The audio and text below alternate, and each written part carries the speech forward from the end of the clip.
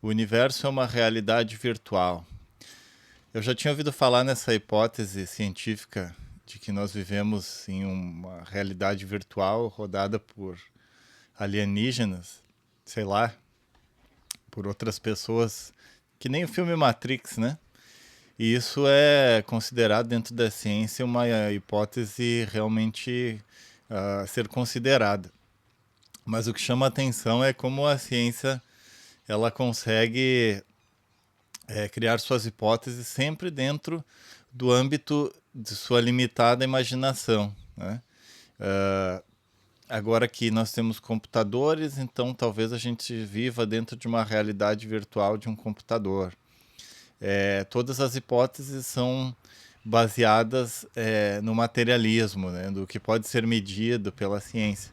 Então a ciência, nesse sentido, tem sofrido de uma falta de imaginação e tem dado as voltas sempre nos mesmos tipos de teorias, baseado no que ela pode medir de toda a gama infindável de manifestação do universo. A ciência considera apenas aquele limitado espectro, né? Das ondas que podem ser medidas através dos seus aparelhos. Nem sequer considerando a hipótese de que é, a explicação possa ser muito mais ampla do que isso. Mas enfim, falando sobre essa questão aí que eles consideram que talvez a humanidade esteja vivendo numa realidade virtual, os indianos já falavam isso há muito tempo, né? Desde milhares e milhares de anos atrás. Só que eles não foram tão limitados na sua imaginação, né? E tampouco se baseavam apenas em experimentos científicos empíricos materialistas, né? Na realidade, esses grandes yogis que chegaram a descobrir muitos mistérios sobre o universo, eles vivenciavam isso através da sua consciência. E até hoje na Índia, claro, não ali na beira do aeroporto para os turistas que chegam ver, mas na Índia profunda existem inúmeros yogis que fazem coisas que os ocidentais consideram impossíveis ainda hoje e eles realizam vários feitos nesse sentido.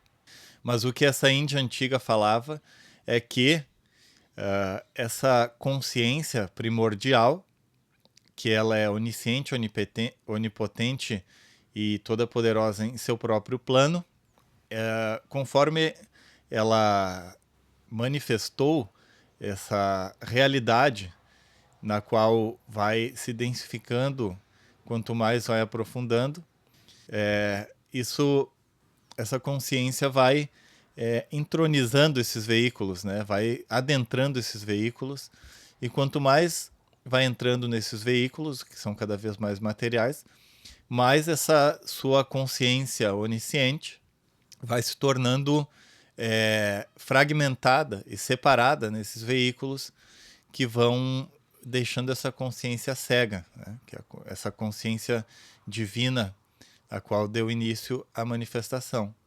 Então, de certa forma, essa tradição falava que sim, que a consciência vive uma realidade virtual. Só que, claro, não da forma como os cientistas pensam que seja, por exemplo, estilo Matrix, né? Cada pessoa já individual dentro de uma realidade virtual computacional. Na verdade, a forma como eles viam é que todas essas individualidades que somos nós mesmos são partes de uma consciência una, que no início não era fragmentada, mas conforme vai entrando cada vez mais nessa, nesses planos densos, ela vai perdendo a memória de si mesma, né?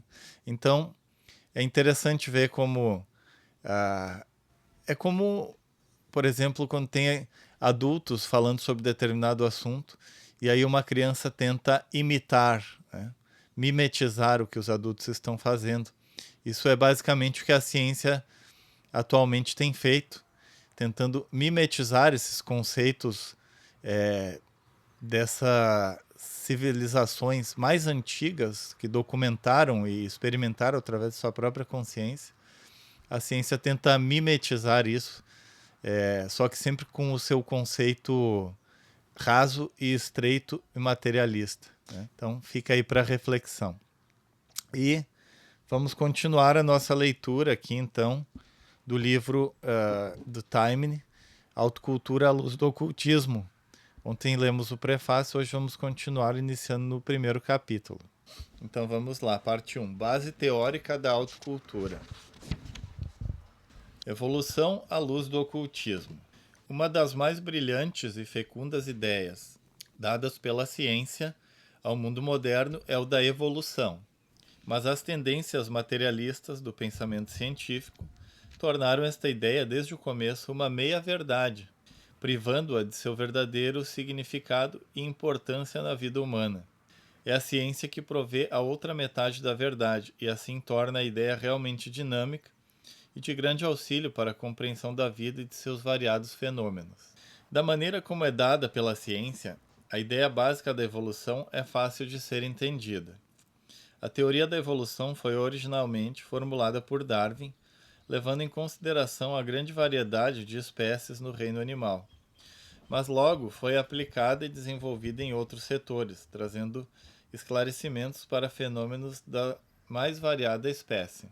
Nessa teoria, a principal ideia a ser compreendida, e que nos diz respeito, é que as mudanças acarretadoras de tão grande variedade de espécies no reino animal não acontecem por acaso, mas resultaram do esforço da forma para adaptar-se gradualmente ao ambiente no qual foi colocado.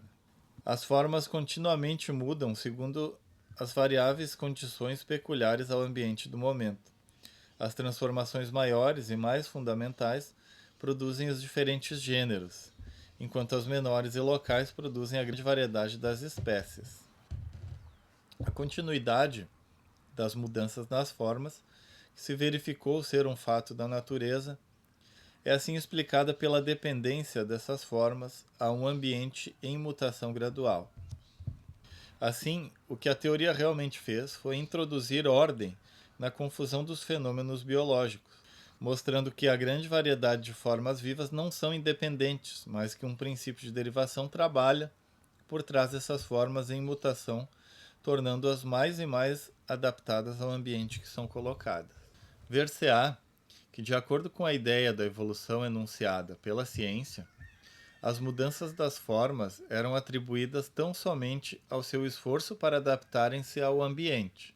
Este foi o resultado natural de encarar-se o processo global como um fenômeno puramente físico e de considerar-se o aspecto vida do processo como um subproduto das mutabilidades físicas. Enquanto a vida foi encarada como o resultado da interação de matéria e força, era inevitável que ela fosse posta de lado ao se considerar a série de transformações das formas, ao se atribuírem essas mudanças apenas à influência do ambiente. A limitação da concepção científica sobre a evolução é, assim, inerente à posição adotada pela ciência moderna em relação à natureza do universo, e pode ser resumida numa palavra: materialismo.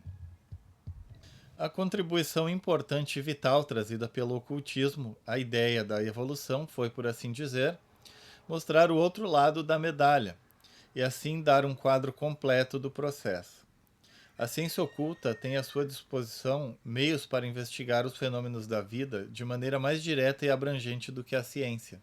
E como resultado dessas investigações, verificou claramente que a vida não é um subproduto da matéria e da força, mas um princípio independente que usa matéria e força para sua expressão do plano físico. As formas existem para habilitar a vida que as anima a se expressar e mudam para atender à crescente e variada procura de expressão mais completa por parte da vida. A vida toma para si forma após forma e, por meio dos estímulos recebidos através de todas elas, as possibilidades que encerra gradualmente se desenvolvem e se manifestam. As formas morrem e desaparecem, mas a vida que opera através delas cresce mais e mais. E assim como ela é onisciente e onipotente em seu próprio plano, ela busca se tornar autoconsciente, onisciente e onipotente, também nesses planos mais materiais, ao longo do tempo, utilizando-se da evolução. Assim, por trás da série de mudanças nas formas, que, de acordo com a teoria científica da evolução, fazem todo o processo parecer um conjunto de transformações infindáveis e sem sentido, vemos uma vida evoluindo continuamente, usando diferentes formas em seus vários estágios de evolução. Na infinita variedade de formas e em sua constante destruição, a natureza mostra ter um propósito definido, inteligível, que mesmo presentemente é negado pela ciência. A ciência moderna é como uma pessoa surda estudando instrumentos musicais de grande variedade e crescente refinamento. Estuda os instrumentos com grande cuidado, mas se recusa a acreditar que haja uma coisa chamada música. Ah, essa foi engraçada, né? Mas é mais ou menos por aí. Eu não tinha. Claro, já li esse livro, mas não tinha lido novamente essa parte antes de ler para vocês agora. E é engraçado, eu falei. Tava falando da mesma coisa, baseado na matéria que saiu, né? Sobre a realidade virtual. Assim, não é de admirar-se que a evolução estudada e exposta pela ciência seja um assunto muito pouco convidativo. Um conjunto de fatos prosaicos, de fósseis desenterrados das entranhas da Terra, e seus esqueletos armados peça por peça, dando-nos uma visão muito parcial ou mesmo distorcida do processo. Por outro lado, a evolução, como nos é apresentado pelo ocultismo, é uma ideia dinâmica, e quanto mais a estudamos, mais nos fascina. Esta ideia nos dá num relance uma visão interior de todo o processo da natureza que vemos desenvolver-se ante os nossos olhos, fundindo num conjunto integrado todos os fenômenos da vida que estão dentro do nosso conhecimento. Este conceito tanto ilumina o passado e o presente, como nos dá um vislumbre do futuro, não somente em relação à humanidade, mas também a nós próprios como indivíduos. Mostra-nos ainda a perfeição que todos atingiremos um dia e os degraus da escada a ser galgada para chegarmos a essa mesma perfeição. De fato, a realização mais importante dessa visão oculta da evolução não é a compreensão intelectual que obtemos da natureza em operação, mas a certeza que nos dá de nosso triunfo final sobre nossas dificuldades, imperfeições e limitações. Estamos assim aptos a tratar do problema da autocultura de maneira científica e total, e a desenvolver todos os nossos poderes e faculdades com a mesma confiança de um cientista trabalhando em seu laboratório. E vamos continuar amanhã o nosso estudo desse fantástico livro. Então, antes de partirmos para a meditação de encerramento, gostaria de fazer aqui o convite para participação das aulas na Sociedade Teosófica, que ocorrem todos os dias às 19h30, são gratuitas e acontecem no canal do YouTube Sociedade Teosófica. Você pode participar, basta entrar no canal da Sociedade Teosófica, ali pelas 19h33, mais ou menos, é aberto a live todos os dias, com cada dia uma aula, uma temática diferente.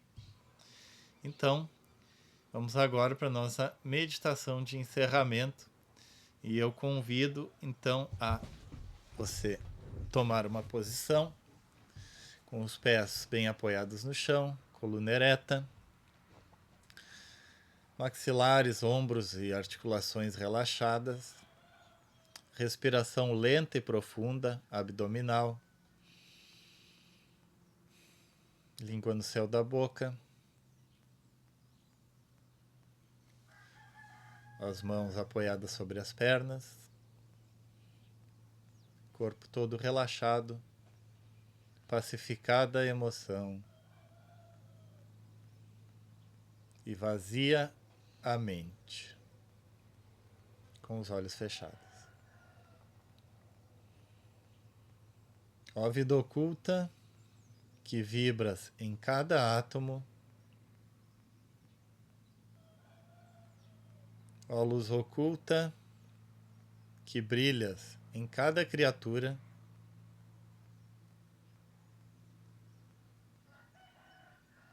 ó amor oculto, que tudo abranges na unidade,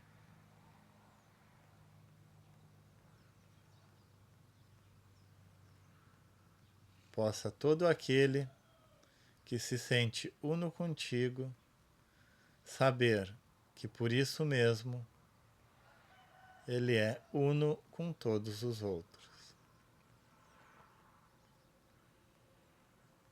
Vamos irradiar luz, paz e saúde em todas as direções.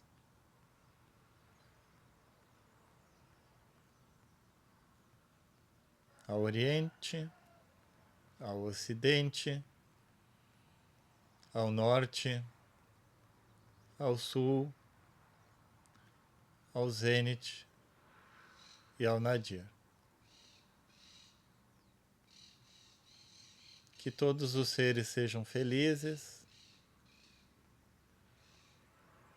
que todos os seres sejam ditosos,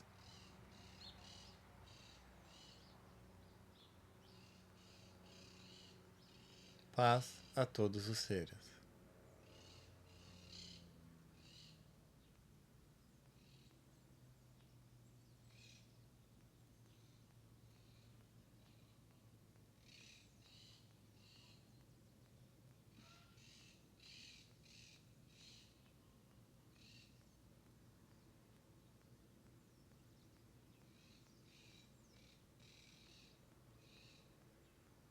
E que os méritos dessa prática possam ser de utilidade e beneficiarem todos os seres sencientes. Namastê.